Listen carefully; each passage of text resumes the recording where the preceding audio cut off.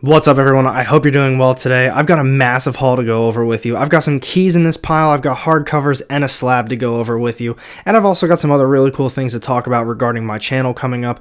But before I get into any of that, if you guys are on Instagram, you already know we lost a real one this weekend in our community. We lost Dusty. His handle is Sales to Astonish. You know him. He does a lot of weekly auctions. He does a ton of charity work. Overall, he's just a very good dude to talk to. He's always going out of his way to help out people. So before I get started on this video, I just want to take a moment of silence for him.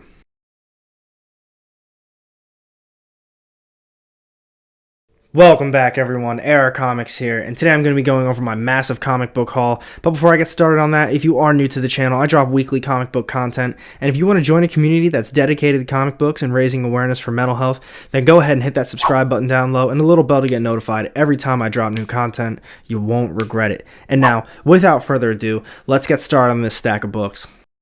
So as a lot of you guys already do know, I am active duty Air Force, but this Friday I start terminal leave and I'm officially separating from the Air Force. I'm really proud of my time served, but you know, it's time for me to move on and do something I really love. So that brings me to my next thing. A lot of people have been asking me, what are your plans? What do you want to do? You're looking at it. I love making content for you guys. I love comic books, reading them, reviewing them, and I would love to start doing daily content for you. So if you guys have been following me on Instagram, I recently was in an auction. I sold some books with one of my good friends, Comic Talks. He holds auctions weekly, but I would love to start doing live streams on this channel as well, start bringing daily content, and that's what I really love doing. I'll be able to film myself going out doing hauls. I'll be able to come back, show off what I got, press and clean these books, send books into CBCS, and turn this really into just a full-time job. And I'm really looking forward to doing that in this channel and showing you guys my full comic book experience. I'm really looking forward to getting this started. Everyone that's been supporting me in the past, I really do appreciate everything, and I just can't wait to grow this channel with you all. So now with this massive stack of books I have in front of you, I went comic book hunting at one of my local comic book shops recently, New World Comics in Midwest City, Oklahoma, and I went backbin hunting for probably about 3 or 4 hours. I searched all the Marvel, DC, and even the indie bins, and I'm pretty happy with the stuff that I found.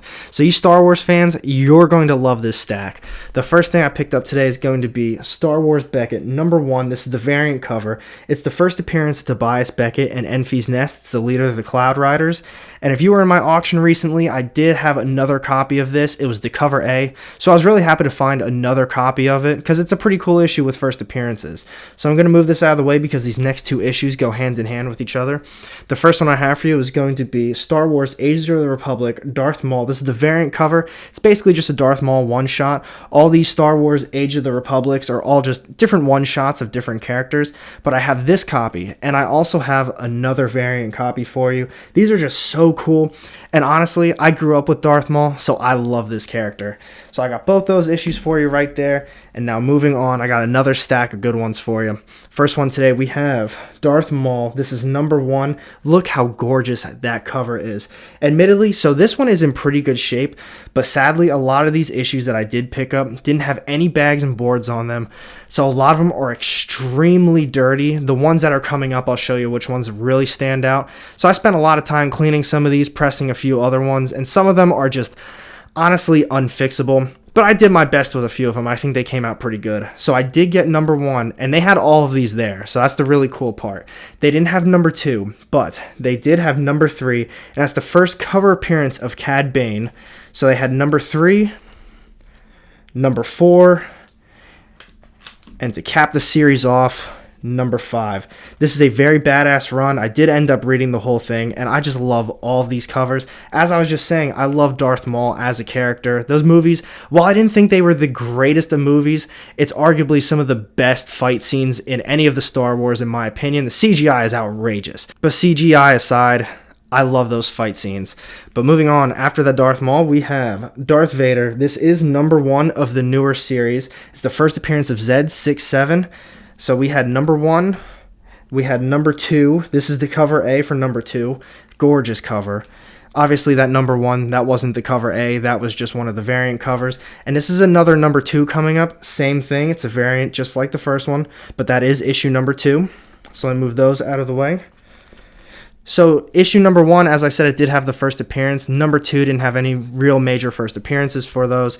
But coming in now, we have Star Wars #6. This is the first cameo of Ochi of Bastoon. And you know, if you got #6, I was lucky and I was able to find number 7 as well. This is the first full appearance of Ochi of Bastoon. I was really pumped to be able to find those together. See, a lot of people, all you have to do is just go back bin hunting, and sometimes you can really find some gems. But as I was saying though, the main problem is none of these had any sort of bags and boards on them. They were just kind of thrown in the bins. So a lot of them do have some major spine ticks. A lot of them were definitely dirty, but you know, it is what it is. So after that, we've got Star Wars Darth Vader number 22. So this is a different run. This is the other Darth Vader run, and it is the first appearance and origin of Lord Moment, and it's got the first appearance of Lady Shaw. That is a beautiful, gorgeous cover. So I'm going to put that one right there for you, and the next one I've got, another copy of it. I also had one of these in the auction the other day as well, and a lot of people were really bidding on this book. A lot of people were really hyping it up and like that one. So I'm going to move those out of the way. And now moving on, I'm pretty sure we got another Darth Vader coming up for you, but we've got Star Wars Age of the Rebellion, number 1. This is Darth Vader. Got that one right there for you. And the next one I've got for you, Star Wars Dr. Aphra, number 1. This is the first solo of Dr. Aphra and the first cameo of Corrin Aphra. So while I do have this one, let me get this one out of the way for you. I think this one, so I did end up cleaning this one, and I think it came out really good. So I'm going to bring this one up as well, because this is also just another first of Dr. Aphra. This one I didn't clean, but as you can tell on the pictures, there's a major difference amongst the spines. And overall, these were some of the ones that I did find in the back bins that were just tossed in there. I was really bummed when I did find them though. So we've got Star Wars Dr. Aphra number 3 now though. So this is the first issue where her name is actually fully revealed, and it's the first appearance of Magna Tulvan. And this is one that I was talking about too, as you can look on the sides right here. I did some major cleaning work on these. I was able to press it as well, but you can just tell right there around the digital edition that there's a lot of problem with this issue. So I'll put that one right there for you because I got another one coming up. Another Dr. Aphra, number 3. I ended up picking up 6 of these, I think, but I didn't clean this one yet, and you can tell, just same spot, just completely dirty. I'm going to move that one out of the way, and I think most of these are the same exact way. I've got another Dr. Aphra, another one for you. Same thing, I didn't clean any of these yet, so they're all in pretty rough condition. Another Dr. Aphra, number 3. Another Dr. Aphra number 3. And that should be the last one. So I'm going to move this one out of the way.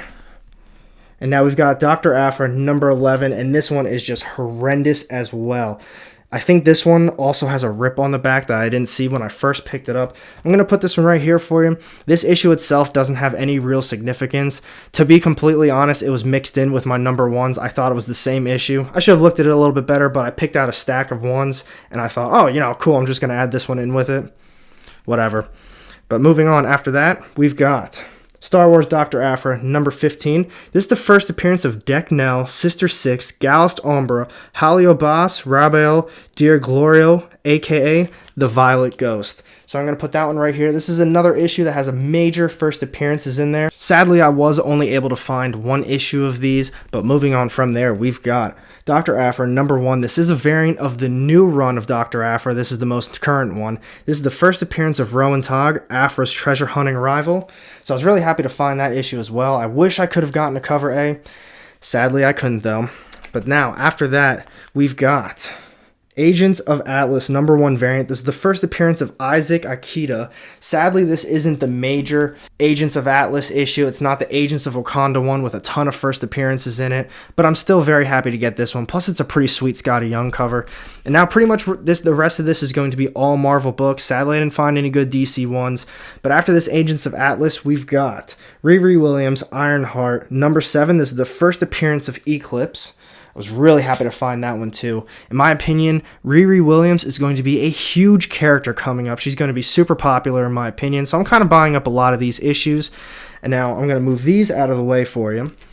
Now moving on to the next one, we've got Miss Marvel, number 11. This is the first appearance of Storm Ranger. This is cover A, so I was able to find this one, another copy, and another copy.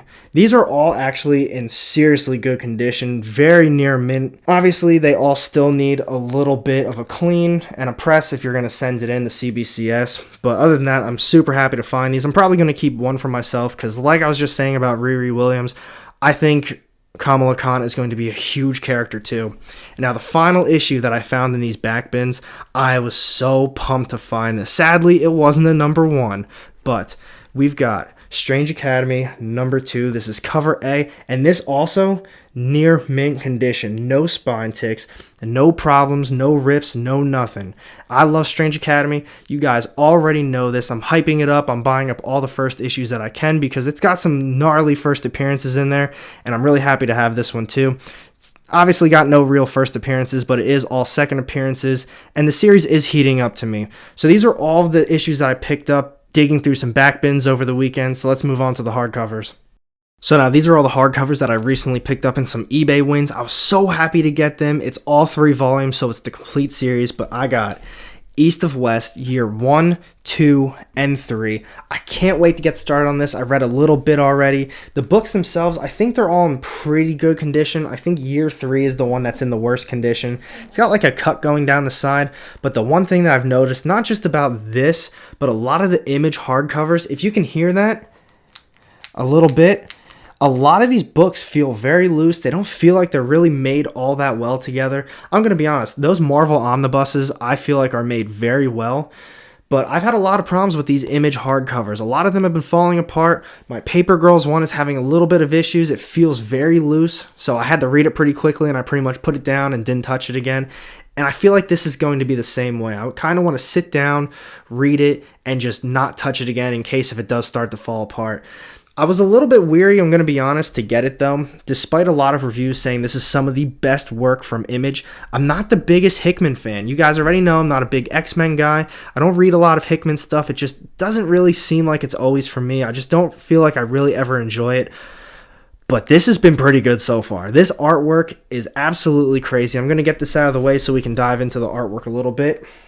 So just giving it a quick glance, it's written by Jonathan Hickman, the artist is Nick Dragotta, the colors is done by Frank Martin, and the letters is done by Russ Wooten. This is the first print. It was made in July 2015, and it's got issues 1 through 15 through it, plus the World one-shot. And like I was saying before, this artwork is incredible. Look how well that is done. That is creepy. It's got that little terrifying look. But the one problem I've been having with it so far, so I'm only a few issues deep, I'm going to be honest with you. I haven't really dove into it too far yet, but it seems like it's got way too much going on. There's a lot happening.